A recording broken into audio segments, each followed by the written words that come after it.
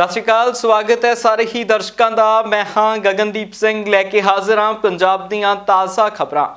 पंजाब सूबे दीआं खबरां दे वल रुख करदे हां। अज अहम बैठक है किसान जथेबंदियां दी। किसान जथेबंदियां दी बैठक केंद्री मंत्रियों दे नाल है, जिस बैठक दे विच खेती कानूनां दे उत्ते खास चर्चा होनी है। किसान जथेबंदियां दे वल्लों मंग रखी जानी है कि इन्हां खेती कानूनां नूं रद्द कीता जावे। किसान जथेबंदियां पूरी तैयारी दे विचों पंजाब दे विचों तुरनगियां। दस दिए कि बैठक दिल्ली के विज्ञान भवन दे विच होनी है। इस मीटिंग के शुरू होने का समा 11 बजे के करीब का है, जिथे किसान जथेबंदियां दे वल्लों खेती कानूनां दे उत्ते दो केंद्रीय मंत्री, जिस दे विच पीयूष गोयल रेलवे मंत्री होणगे अते तोमर जो खेतीबाड़ी मंत्री ने, वह भी इस मीटिंग के विच मौजूद होणगे। इन्हां दोहां केंद्रीय मंत्रियों दे नाल गलबात होनी है खेती कानूनां दे उत्ते। पंजाब दीआं 29 किसान जथेबंदियां नूं इस मीटिंग दे विच हाज़र होने के लिए सद्दा पत्र मिलिया है, जिस दे बारे बीते दिनी किसान जथेबंदियां दे वल्लों पंजाब के चंडीगढ़ किसान भवन दे विच बैठक भी की गई है। पहला डला साहब को चलते हैं तो जानते हैं कि आखिरकार वो किस तरह वेख रहे हैं अज की बैठक नूं ते किन्नी क अहम है बैठक, ते इस बैठक तो बाद अगले पड़ाव की हो सकते हैं। जी डला जी, स्वागत है। तो किस तरह वेख रहे हो तुसीं किसान जथेबंदियां दी केंद्र दे नाल अज की बैठक नूं? की कुछ लगता किहो जिहे नतीजे जिहड़े ने सामने आ सकते हैं? देखो, विज्ञान भवन है, वह दूजा ताला सैकेंड फ्लोर, उत्थे मीटिंग है। साड़ियां 29 जथेबंदियां के नुमाइंदे जाणगे। कल 30 जथेबंदियां के नुमाइंदियां की मीटिंग हुई सी, जिहदे विच फैसला किया गया कि असीं भारत की सरकार नूं अपणियां मंगां सौंपांगे लिखती रूप दे विच उत्थे, और मंग करांगे कि इन्हां कानूनां नूं रद्द करो। और कानूनां नूं रद्द करन तो मैं तुहानूं ये भी दस दिना भी कानून रद्द करन दी मंग क्यों कर रहे हैं किसान जी। वो इस करके कि ये कानून बनाउण तो पहलां विस्तार च पूरे मुल्क च कोई चर्चा नहीं हुई। एक ऑर्डीनेंस लिआंदा गया सी। ऑर्डीनेंस तो बाद, क्योंकि जो कोई ऑर्डीनेंस लिया जाता है 6 महीनों के विच पार्लीमेंट के सैशन च उन्होंने पास कराना पैंदा है, मते नूं बिल ते कानून बन जाता है। तुरंत पार्लीमेंट का सैशन भी आ गया, वो च कानून बन गए, लोक सभा च पास होए, राज सभा च पास होए, राष्ट्रपति कोले गए, उन्होंने सही पाती, कानून लागू हो गए। हुण किसान कहते हैं कानून रद्द करो। अगर कोई अजिहे कानून बनाने ने खेती सुधारां दे ते पूरे देश के किसानों की उन्हां च शमूलीयत होनी चाहिए भी कानून का खरड़ा की होवे, सूबे ते आधारित स्थितियां देखियां जाण, पंजाब की स्थिति देखी जाए। हुण कल 2 मंत्री आने ने, पहला गल्लां होईयां सी, सुरजीत जैनी कहंदे सी 3 मंत्री आउणगे, राजनाथ सिंह के घरे बैठक होगी, पर वो गल्लां उड़ गईयां सारियां। भाव अपने आप चीज़ां बदल गईयां। जदों चिट्ठी आई किसानों नूं परसों 10 तरीक नूं चिट्ठी आई, 10 तरीक नूं, परसों नहीं मतलब 2-3 दिन पहला जो चिट्ठी आई, वो लिखा सी भी खेतीबाड़ी मंत्री होणगे मीटिंग च विज्ञान भवन च, ते रेल मंत्री होणगे पीयूष गोयल जी। किसान हक्के बक्के रह गए भी असीं तां सोचिया सी राजनाथ सिंह के घर मीटिंग हो, 3 मंत्री होणगे, मंत्री 2 रह गए है जी। जिवें गिल्ली होने तो बाद रूह सुंगड़ जाती, ऐ हो गया भी ये मंत्री घट गए मीटिंग के, 3 तो 2 आ गए। क्योंकि किसान चाहते सी वध तो वध मंत्रियों अगर उत्थे आउंदे ने, साडी गल सुणदे ने, तो उन्होंने एक बार समझा लिया जाए जी। कई बार 3 चों 2 गल समझ आते हैं, एक नूं पूरी गल समझ नहीं लगती, तो बहुमत हो जाता भी 3 चों 2 बंदे सहमत है। हुण बंदे ही 2 ने, उत्थे मंत्री 2 ने जी। जे दोने समझ गए, जे दोने मंत्री गल नूं समझ गए तां गल अगे तुरनी है। हुण पहलां की ये दोने मंत्री समझ जाणगे पंजाब के किसानां दीयां स्थितियां? खेतीबाड़ी मंत्री की तो गल ठीक है, पीयूष गोयल का मैनूं पता नहीं भी उन्हों का खेती नाल संबंध है या नहीं है जी। हालांकि उन्होंने फाइनांस मिनिस्ट्री बहुत वधिया चलाई अरुण जेटली साहब तो बाद, बड़े अच्छे फाइनांस मिनिस्टर बने पीयूष गोयल। पर गल हुण जो पंजाब च रेलां चलाउण दी आई है, हुण वो बड़ी दुचिट्टी वाली स्थिति च लगदे ने, उन्होंने अगे वध के रेलां चला देनियां चाहिए सी। हुण किसानां दा ये जिहड़ी मीटिंग है, किसान गगने मन के चल रहे हैं कि ये मीटिंग है जिहड़ी एक शुरुआती मीटिंग है, जिहदे च असीं अपनी गल अगे रखांगे। असीं अपना अंदोलन नहीं वापस लै रहे। 26-27 का दिल्ली का धरना उस तरह जारी रहेगा। देश भर दीआं किसान जथेबंदियां कहंदे साडे नाल ने, वो साडी हर गल नाल सहमत ने, उन्हां दी सहमति दे नाल ही असीं दिल्ली च मिलण जा रहे हैं। और बहुत सारे लोग ये भी सवाल चक रहे थे कि केंद्र ने सिर्फ पंजाब दीआं जथेबंदियां नूं ही सद्दा क्यों भेजिया, देश दीआं जथेबंदियां नूं क्यों नहीं? उहदे पिछे केंद्र का यह तर्क हो सकता है कि पंजाब च अंदोलन वड्डा सी, शुरू इत्थों होया सी, इस करके असीं इन्हां नूं सद्दा लाया। बाकी मीटिंग भावें पंजाब दीआं जथेबंदियां नाल हो रही है, सारे देश दीआं जथेबंदियां दी सहमति बनी है पंजाब दीआं जथेबंदियां नाल, इस करके मीटिंग हो रही है।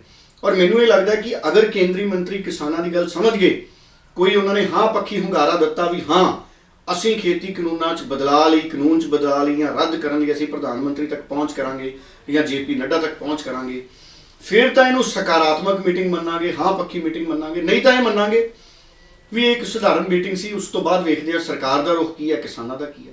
18 ਤਰੀਕ ਨੂੰ ਕਿਸਾਨਾਂ ਨੇ ਵੀ ਮੀਟਿੰਗ ਕਰਨੀ ਹੈ, ਫਿਰ ਉਹ ਆਪਣਾ ਫੈਸਲਾ ਕਰੇ। ਡੱਲਾ ਸਾਹਿਬ ਬਹੁਤ ਬਹੁਤ ਧੰਨਵਾਦ ਵਿਸਥਾਰ ਦੇ ਨਾਲ ਇਸ ਖਬਰ ਦੇ ਉੱਤੇ ਚਾਨਣਾ ਪਾਉਣ ਦੇ ਲਈ। ਤੇ ਬਾਅਦ ਅਗਲੀ ਖਬਰ ਦੇ ਵੱਲ। ਬੀਤੇ ਦਿਨੀ ਕੇਂਦਰੀ ਮੰਤਰੀਆਂ ਦੇ ਨਾਲ ਬੈਠਕ ਤੋਂ ਪਹਿਲਾਂ ਪੰਜਾਬ ਦੀਆਂ 29 ਤੋਂ 30 ਕਿਸਾਨ ਜਥੇਬੰਦੀਆਂ ਦੀ ਚੰਡੀਗੜ੍ਹ ਦੇ ਕਿਸਾਨ ਭਵਨ ਦੇ ਵਿੱਚ ਬੈਠਕ ਹੋਈ ਹੈ, ਜਿਸ ਬੈਠਕ ਤੋਂ ਬਾਅਦ ਕਿਸਾਨਾਂ ਨੇ ਅਗਲੀ ਰਣਨੀਤੀ ਤਿਆਰ ਕੀਤੀ ਹੈ। ਭਾਵ ਕਿ ਕੇਂਦਰ ਦੇ ਨਾਲ ਕਿੰਨਾ ਮਸਲਿਆਂ ਦੇ ਉੱਤੇ ਗੱਲ ਹੋਣੀ ਆ, ਕਿੱਦਾਂ ਮਸਲੇ ਨੇ ਜੋ ਕੇਂਦਰ ਦੇ ਮੂਹਰੇ ਰੱਖੇ ਜਾਣੇ ਨੇ।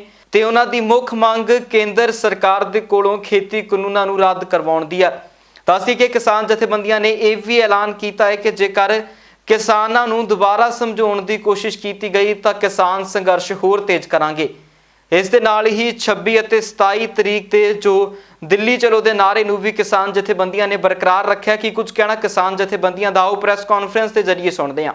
आज की जो मीटिंग यहाँ हुई है 30 जथेबंदियों की मीटिंग का इकट्ठ में फैसला हुआ गया है। दिल्ली की कल मीटिंग जो बुलाई गई है 13 तारीख को, वो हम जाएंगे किसान और अपनी बात वहाँ जाके रखेंगे, क्योंकि पिछली बार उन्होंने वादा कर भी मिनिस्टर की लेवल नहीं बैठाए थे। ऐसी चिट्ठी भेजकर बताया है भी 2 मिनिस्टर, रेलवे मिनिस्टर और एग्रीकल्चर मिनिस्टर हमारे साथ मीटिंग करेंगे।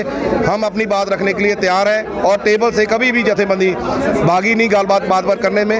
टेबल पर ही बात मुक्ति है, पर सरकार बहुत लेट हो रही है। 45 दिन हो गए कम से कम ये संघर्ष लड़ते को।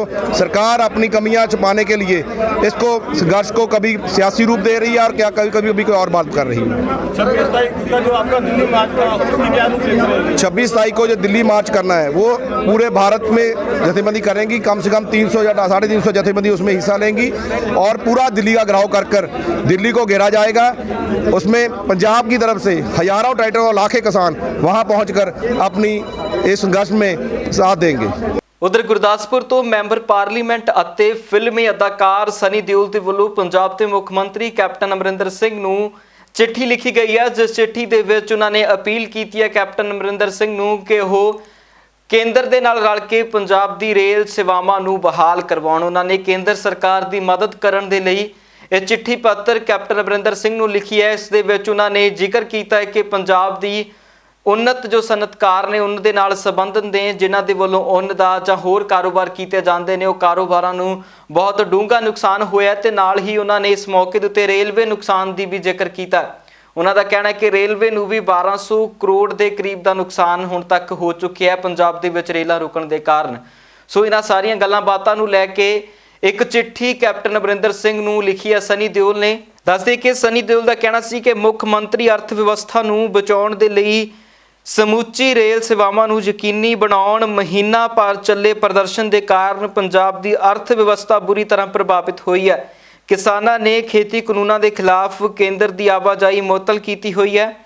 ਦੱਸ ਦਈਏ ਕਿ ਕੇਂਦਰ ਨੂੰ ਪਹਿਲਾਂ ਹੀ ਕਿਸਾਨ ਜਥੇਬੰਦੀਆਂ ਦੇ ਵੱਲੋਂ ਰੇਲਾਂ ਚਲਾਉਣ ਦੇ ਲਈ ਥਾਂ ਖਾਲੀ ਕਰ ਦਿੱਤਾ ਗਿਆ ਹੈ, ਪਰ ਇਹ ਥਾਂ ਸਿਰਫ ਤੇ ਸਿਰਫ ਮਾਲ ਗੱਡੀਆਂ ਦੇ ਲਈ ਹੈ। ਉਧਰ ਕੇਂਦਰ ਸਰਕਾਰ ਦਾ ਕਹਿਣਾ ਹੈ ਕਿ ਪੰਜਾਬ ਦੇ ਵਿੱਚ ਜੇਕਰ ਪੈਸੇਂਜਰ ਗੱਡੀਆਂ ਚੱਲਦੀਆਂ ਨੇ ਤਾਂ ਹੀ ਨਾਲ ਮਾਲ ਗੱਡੀਆਂ ਨੂੰ ਆਉਣ ਦੀ ਇਜਾਜ਼ਤ ਦਿੱਤੀ ਜਾਵੇਗੀ। ਇਸ ਦੇ ਉੱਤੇ ਲਗਾਤਾਰ ਰੇਡ ਹੈ ਤੇ ਉਮੀਦ ਹੈ ਕਿ ਬੀਤੇ ਦਿਨੀ ਜੋ ਮੀਟਿੰਗ ਹੋਣੀ ਹੈ ਉਸ ਮੀਟਿੰਗ ਦੇ ਵਿੱਚੋਂ ਰੇਲਾਂ ਨੂੰ ਲੈ ਕੇ ਵੀ ਕੋਈ ਹੋਰ ਨਤੀਜਾ ਸਾਹਮਣੇ ਆ ਸਕਦਾ ਹੈ। ਉਧਰ ਰੁਕ ਕਰਦੇ ਹਾਂ ਲੁਧਿਆਣਾ ਦੀ ਵੱਲ। ਲੁਧਿਆਣਾ ਦੇ ਵਿੱਚ ਵੱਡਾ ਸਨਅਤਕਾਰੀ ਕੇਂਦਰ ਹੈ ਜਿੱਥੇ ਵੱਡੇ ਪੱਧਰ ਦੇ ਉੱਤੇ ਹੌਜ਼ਰੀ ਦਾ ਕਾਰੋਬਾਰ ਹੁੰਦਾ ਹੈ ਤੇ ਟ੍ਰੇਨਾਂ ਰੁਕਣ ਦੇ ਚੱਲਦਿਆਂ ਇਸ ਹੌਜ਼ਰੀ ਕਾਰੋਬਾਰ ਨੂੰ ਬਹੁਤ ਵੱਡੀ ਢਾਹ ਲੱਗੀ ਹੈ। ਦਿੱਲੀ ਦੇ ਵਿੱਚੋਂ ਸਮਾਨ ਪੰਜਾਬ ਦੇ ਵਿੱਚ ਆਉਂਦਾ ਹੈ, ਪੰਜਾਬ ਦੇ ਲੁਧਿਆਣਾ ਸ਼ਹਿਰ ਦੇ ਵਿੱਚੋਂ ਜਾਂ ਜਲੰਧਰ ਦੇ ਵਿੱਚੋਂ ਹੌਜ਼ਰੀ ਦਾ ਸਮਾਨ ਬਾਕੀ ਸੂਬਿਆਂ ਦੇ ਵਿੱਚ ਜਾਂ ਦਿੱਲੀ ਦੇ ਵੱਲ ਵੀ ਜਾਂਦਾ ਹੈ, ਪਰ ਟ੍ਰੇਨਾਂ ਰੁਕੀਆਂ ਹੋਣ ਦੇ ਕਾਰਨ ਬਹੁਤ ਵੱਡਾ ਨੁਕਸਾਨ ਹੌਜ਼ਰੀ ਮਾਰਕੀਟ ਨੂੰ ਹੋਇਆ। ਇਸ ਦੇ ਉੱਤੇ ਹੌਜ਼ਰੀ ਦੇ ਕੰਮ ਕਰਨ ਵਾਲੇ ਮਾਲਕਾਂ ਦਾ ਕੀ ਕੁਝ ਕਹਿਣਾ ਉਹ ਵੀ ਸੁਣਦੇ ਹਾਂ। ਕਰੋਨਾ ਦੀ ਜੀ ਲੁਧਿਆਣੇ ਸਨਅਤ ਨੂੰ ਬਹੁਤ ਵੱਡੀ ਮਾਰ ਪਈ ਹੈ ਜੀ। 6 ਮਹੀਨੇ ਬਿਲਕੁਲ ਸਾਡੇ ਵਪਾਰ ਬੰਦ ਰਹੇ ਨੇ, ਬਿਲਕੁਲ ਹੀ ਮਤਲਬ ਕਿ ਜਿਵੇਂ ਲੋਕਡਾਊਨ ਸੀਗਾ ਅਸੀਂ ਬਿਲਕੁਲ ਨਹੀਂ ਖੋਲ੍ਹ ਪਾਏ। ਹੁਣ ਥੋੜ੍ਹੀ ਰਾਹਤ ਮਹਿਸੂਸ ਹੋ ਰਹੀ ਹੈ ਜੀ। ਹੁਣ ਜਿਹੜਾ ਕੰਮ ਹੈ ਫੋਨ 'ਤੇ ਹੋ ਰਿਹਾ, ਲੇਕਿਨ ਕਿ ਸਾਨੂੰ ਸਭ ਤੋਂ ਵੱਡੀ ਪ੍ਰੋਬਲਮ ਆ ਰਹੀ ਹੈ ਟਰਾਂਸਪੋਰਟ ਦੀ ਜੀ। ਰੇਲ ਗੱਡੀਆਂ ਬੰਦ ਹੋਣ ਕਰਕੇ ਸਾਡੇ ਜਿਹੜੇ ਦੂਰ ਦਰਾਡੇ ਦੇ ਮਾਲ ਹੈ ਉਹ ਦੂਰ ਦਰਾਡੇ ਤੱਕ ਨਹੀਂ ਪਹੁੰਚ ਸਕਦੇ। ਜਿੱਥੋਂ ਤੱਕ ਟਰੱਕਾਂ 'ਚ ਟਰਾਂਸਪੋਰਟ ਤੱਕ ਟਰੱਕਾਂ ਦੀ ਟਰਾਂਸਪੋਰਟ ਪਹੁੰਚ ਸਕਦੀ ਹੈ ਨੇੜੇ ਦੇ ਇਲਾਕੇ ਦੇ ਵਿੱਚ ਉੱਥੇ ਤੱਕ ਮਾਲ ਪਹੁੰਚਦਾ ਹੋ ਰਿਹਾ, ਲੇਕਿਨ ਕਿ ਸਾਨੂੰ ਟਰਾਂਸਪੋਰਟ ਦੀ ਬਹੁਤ ਵੱਡੀ ਪ੍ਰੋਬਲਮ ਆ ਰਹੀ ਹੈ ਜੀ। ਸਾਡੇ ਜਿਹੜੇ ਬੰਗਾਲ ਦੇ ਵਿੱਚ ਜਾਂ MP ਦੇ ਵਿੱਚ ਮਾਲ ਜਾਂਦੇ ਸੀਗੇ ਉਹ 10-10 ਦਿਨ 12-12 ਦਿਨ ਤੱਕ ਵੀ ਨਹੀਂ ਪਹੁੰਚਦੇ। ਉਹਦੇ ਕਰਕੇ ਸੀਜ਼ਨ ਸਾਡਾ ਸਿਰਫ 6 ਹਫ਼ਤਿਆਂ ਦਾ ਹੁੰਦਾ, ਛੋਟਾ ਜਿਹਾ ਸੀਜ਼ਨ ਹੁੰਦਾ ਜੀ। ਉਹਦੇ ਵਿੱਚ ਟਾਈਮ ਸਿਰ ਮਾਲ ਮਿਲ ਗਿਆ ਤਾਂ ਠੀਕ ਹੈ ਜੀ, ਨਹੀਂ ਮਿਲਿਆ ਤਾਂ ਸਾਡੇ ਨੁਕਸਾਨ ਹੈ ਜੀ। ਵਪਾਰੀ ਨੇ ਤਾਂ ਬਾਅਦ 'ਚ ਹੀ ਪੈਸੇ ਲੈਣੇ ਹੁੰਦੇ ਆ। ਕੀ ਲੱਗਦਾ ਕਿ ਥੋੜੀ ਠੰਡ ਦੀ ਦਸਤਕ ਥੋੜੀ ਜਲਦੀ ਹੋ ਗਈ ਹੈ, ਉਸ ਕਰਕੇ ਕੰਮ ਥੋੜਾ ਜ਼ਿਆਦਾ ਵਧੀਆ ਹੋਇਆ ਇਸ ਵਾਰ, ਲੱਗਦਾ ਕੁਝ ਫਰਕ ਪਏਗਾ?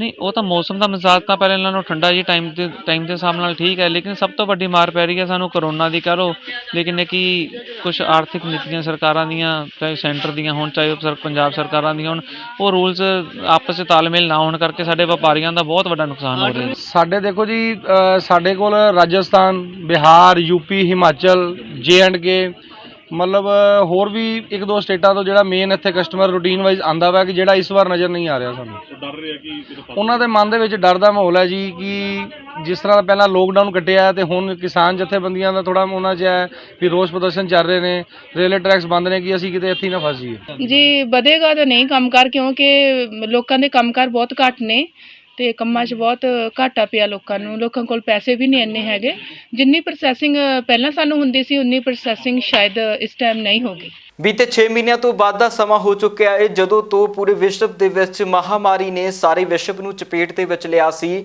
ਜਿਸ ਦੇ ਚੱਲਦਿਆਂ ਵੱਡੇ ਸਨਅਤੀ ਅਦਾਰਿਆਂ ਦੇ ਨਾਲ ਹੋਰ ਕਈ ਕਾਰੋਬਾਰਾਂ ਨੂੰ ਨੁਕਸਾਨ ਪਹੁੰਚੇ ਸੀ। ਉਸ ਦੇ ਨਾਲ ਹੀ ਸਕੂਲਾਂ ਨੂੰ ਲੈ ਕੇ ਵੀ ਲਗਾਤਾਰ ਪੰਜਾਬ ਦੇ ਵਿੱਚ ਲੋਕਡਾਊਨ ਤੋਂ ਬਾਅਦ ਰੇੜਕਾ ਚੱਲਦਾ ਆ ਰਿਹਾ ਹੈ। ਸਕੂਲ ਮਾਲਕਾਂ ਦਾ ਕਹਿਣਾ ਹੈ ਕਿ ਉਹ ਫੀਸ ਲੈਣ ਦੇ ਹੱਕਦਾਰ ਨੇ, ਪਰ ਮਾਪਿਆਂ ਦਾ ਕਹਿਣਾ ਹੈ ਕਿ ਇਹਨਾਂ ਵੱਲੋਂ ਨਾਜਾਇਜ਼ ਫੀਸਾਂ ਵਸੂਲੀਆਂ ਜਾ ਰਹੀਆਂ ਨੇ, ਜਿਸ ਤੋਂ ਬਾਅਦ ਇਹ ਮਾਮਲਾ ਮਾਣਯੋਗ Punjab and Haryana high court ਦੇ ਵਿੱਚ ਪਹੁੰਚਿਆ ਸੀ, ਜਿਸ ਤੋਂ ਬਾਅਦ ਬੀਤੇ ਦਿਨੀ ਹਾਈ ਕੋਰਟ ਦੇ ਵਿੱਚ ਅਹਿਮ ਚਰਚਾ ਹੋਣੀ ਸੀ ਅਤੇ ਇਸ ਦੇ ਨਤੀਜੇ ਦਾ ਦਿਨ ਸੀ ਹਾਈ ਕੋਰਟ ਦੇ ਵਿੱਚ। ਪਰ ਉੱਥੇ ਹੀ ਸਕੂਲ ਪੱਖ ਦੇ ਵੱਲੋਂ ਆਪਣਾ ਪੱਖ ਰੱਖਿਆ ਗਿਆ। ਸਕੂਲਾਂ ਦਾ ਕਹਿਣਾ ਹੈ ਕਿ ਅਸੀਂ ਇਸ ਮਾਮਲੇ ਦੇ ਵਿੱਚ ਸੁਪਰੀਮ ਕੋਰਟ ਤੱਕ ਪਹੁੰਚ ਕੀਤੀ ਹੈ। ਕੀ ਕੁਝ ਕਹਿਣਾ ਇਸ ਦੇ ਵਿੱਚ ਵਕੀਲ RS ਬੈਂਸ ਦਾ, ਆਓ ਸੁਣਦੇ ਹਾਂ।